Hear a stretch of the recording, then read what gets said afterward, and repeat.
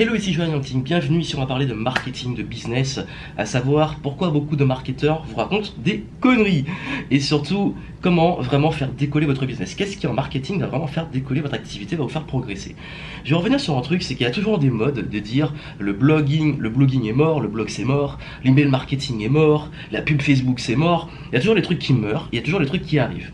Et donc du coup, il faut faire du YouTube, faut faire du ManyChat, faut faire ceci, cela. Et du coup, les gens qui disent que ce truc-là est mort, derrière vous proposent toujours la solution vers ce qui n'est pas mort et ce qui va vous faire réussir. Le gros souci avec ça, quand on va dans une démarche business, c'est qu'on ne peut pas avancer. Pourquoi ? En fait, les blogs, les réseaux sociaux, YouTube, ManyChat, l'emailing, etc., c'est quoi ? Ce sont des outils. Et il y a beaucoup de personnes, surtout chez les entrepreneurs, qui tombe dans un gros piège, qui est de toujours être dans l'urgence. Je vais donner un exemple. J'avais fait une vidéo il n'y a pas longtemps, où j'expliquais le problème du statut auto-entrepreneur. Et j'ai vu qu'il y en a beaucoup qui, justement, sont en panique et parfois un petit peu en stress de payer leurs factures, assurer leurs frais, maintenir leur train de vie, bref, que l'argent y rentre. Et la grosse erreur, c'est que quand on est dans ce mindset d'avoir besoin de l'argent qui rentre et d'avoir besoin de payer rapidement les factures et d'avoir besoin justement d'avoir des rentrées d'argent rapides, on est dans une gestion du business qui consiste à voir court terme et de voir dans les gains rapides. Et donc du coup, à surfer sur les tendances en se disant ça, ce nouveau truc, cette nouvelle astuce marketing, ce nouveau truc, ce truc qu'on va me vendre, ça va me faire décoller. Et du coup, on est tout le temps en train de courir après les opportunités, on devient un opportuniste. Le gros problème, c'est que quand on est dans ce mindset-là, on a du mal à rentrer dans une vision stratégique et long terme, et on passe son temps à courir après des opportunités. Et c'est extrêmement fatigant, et je pense que vous le savez. C'est de toujours être à chaque fois à l'affût. Un peu comme un chien fou qui court après tout le truc qu'il voit, parce qu'il pense que c'est là le truc qui va pouvoir le faire décoller, alors que en réalité, un bon marketeur, il a compris un truc. Je vais vous l'expliquer. Pourquoi c'est pas dans l'intérêt, surtout aussi, de vous dire que il faut une vraie stratégie. Parce que les marketeurs aussi aiment bien les tendances. Et le marketing des tendances, ça a toujours marché. C'est le nouveau truc, et la nouveauté en marketing, ça marche super bien. Hélas, le gros souci, c'est que ceux qui font ça ne sont pas pour moi vraiment des marketeurs, ce sont un, des opportunistes, et deux, des influenceurs. Je vais vous dire pourquoi. Parce qu'à un moment, quand vous courez après chaque tendance pour vendre une nouvelle tendance, vous avez un business basé sur les tendances, basé sur tout ce qui va être nouveau, tout ce qui va se créer de nouveau. C'est un business model, c'est une chose, sauf que il faut vouloir le faire, il faut aimer le faire, et surtout c'est épuisant.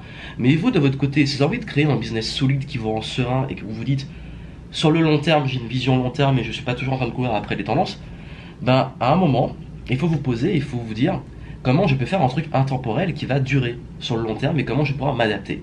Comment on s'adapte avec une stratégie solide.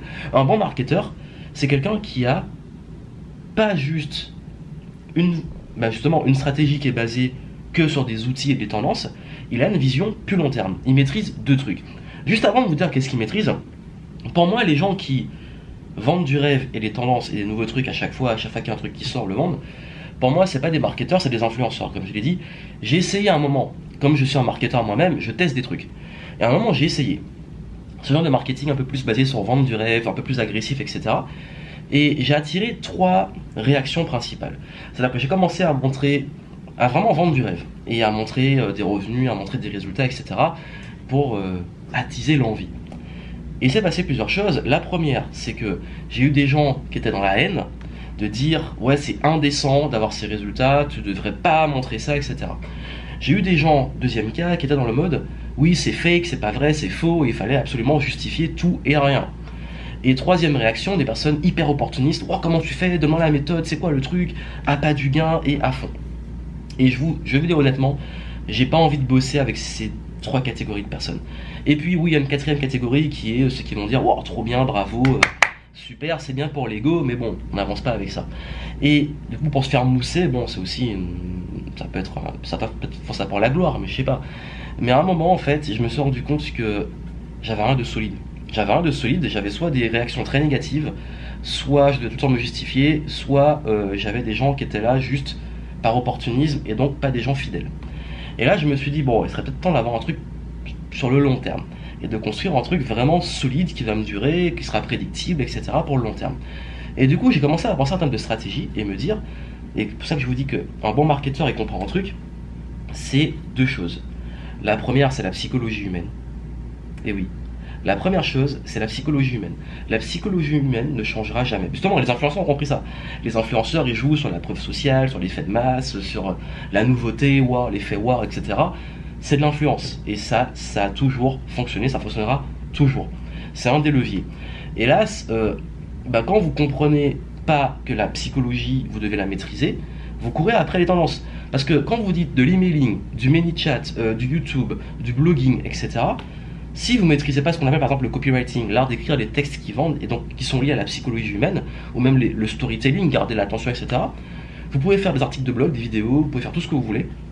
Ça va pas marcher ou pas décoller parce que vous n'avez pas compris comment le cerveau humain fonctionne, comment avoir l'attention, comment la garder, comment amener vers une action, etc. Et un bon marketeur, il n'est pas en train de se dire ce truc là c'est mort, ce truc là c'est mort, ce truc là c'est mort. Il maîtrise la psychologie humaine et il sait adapter les outils, les différents canaux à la psychologie humaine dans le contexte actuel dans lequel on vit. Et ça en fait c'est une bonne stratégie de marketing. Et la deuxième chose, en plus de la psychologie humaine, je vais déjà un petit peu parler, c'est la stratégie dans le sens tester. Un bon marketeur ne sait jamais tout, il teste.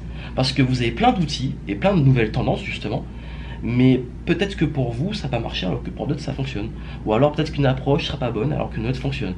Et donc du coup, la stratégie c'est aussi oser tester un nouveau produit, tester une nouvelle approche, tester une nouvelle campagne, mesurer, voir les résultats et optimiser. Et quand on commence à faire du test basé sur qu'on maîtrise la psychologie humaine et qu'on va tester les différents canaux, les différentes stratégies, là on devient un entrepreneur. Et là on n'est plus à courir après des trucs, on devient proactif, c'est-à-dire qu'on anticipe, on fait des prédictabilités, on mesure, on ajuste, on sait que là par avoir l'attention des gens sur cette plateforme dans tel contexte, il va falloir avoir cette approche là, mais il faut que je teste, parce qu'il y a une réalité, c'est que vous pourrez être le meilleur marketeur du monde, le marché aura toujours raison. Et moi, je ne pourrais pas vous dire, est-ce que votre idée est bonne, est-ce que votre produit est bon, est-ce que ça c'est bon. Oui, avec de l'expérience un peu plus affinée et anticipée, parce qu'on maîtrise la psychologie humaine, mais c'est le marché qui va payer. Donc, ce sont vos clients qui vont payer, ce sont vos clients qui vont regarder vos trucs, vos contenus, qui vont répondre à vos emails, qui vont décider d'ouvrir l'email pour voir si le titre est bon, parce que vous aurez testé plusieurs titres, pour voir celui qui ouvre le plus. Et ça, en fait, là, on est dans une démarche business, entrepreneuriat, parce qu'on va s'adapter. On va toujours s'adapter parce qu'on est proactif, on s'adapte, on teste. Quand les tendances changent, on va être toujours là.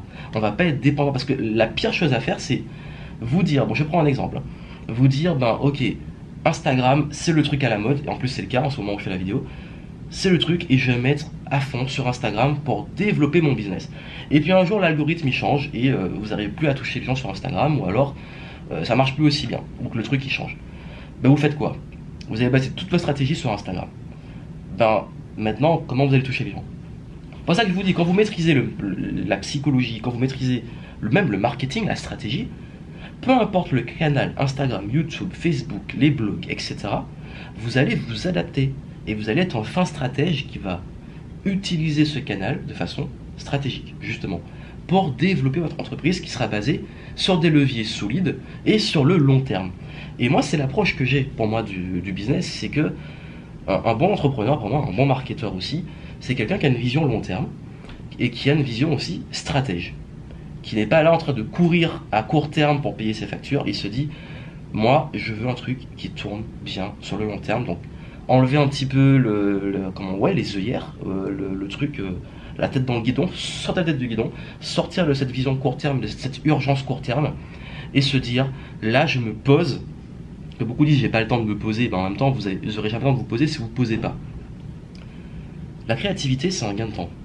Le fait de prendre du recul c'est un gain de temps. La stratégie c'est un gain de temps. Pourquoi? Parce que quand vous faites un plan, quand vous savez où ça va, quand vous testez, vous savez ce qui fonctionne pas, vous prenez du recul. Parce que quand vous êtes dans le guidon, vous faites des trucs par urgence pour dire voilà, il faut que je fasse ça, c'est bon, j'ai payé mes factures, ah mince, c'est une nouvelle facture, il faut que je cours pour payer mes factures.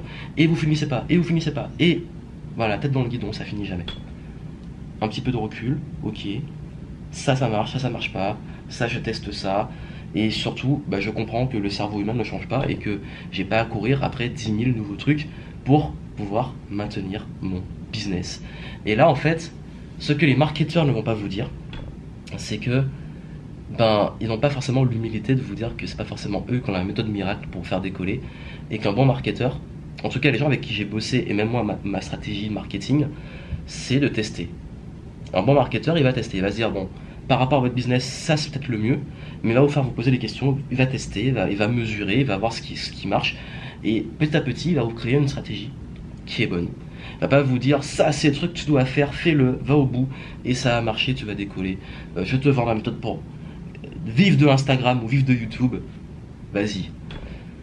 Après, si c'est ce que vous cherchez, honnêtement, moi je pense pas pouvoir vous aider. Parce que moi j'ai pas une vision fermée du business, j'ai une vision plutôt holistique de stratégie qui est basée sur pas mettre tous ses œufs dans le même panier, basée sur la compréhension de l'humain, la compréhension du client, la conversation et une stratégie sur le long terme. Si c'est ce que vous préférez, ben, je peux vous aider éventuellement, mais si c'est parce que vous êtes plus à argent court terme, make money, business, dans le sens faire de l'argent, bah c'est un choix, mais moi c'est pas le truc qui m'attire. J'aime les gens comme ça en fait, ça m'intéresse pas.